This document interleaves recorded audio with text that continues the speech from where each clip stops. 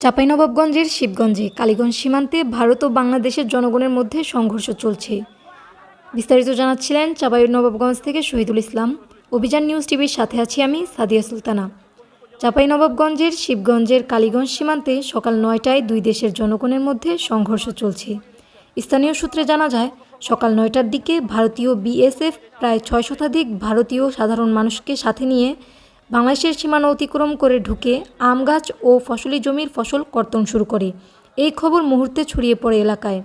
কালীগঞ্জ কিরণগঞ্জ এলাকার সকল জনসাধারণ হাতে লাঠিসোঁটা নিয়ে ভারতীয় শত্রু মোকাবেলা করার জন্য ঝাঁপিয়ে পড়ে।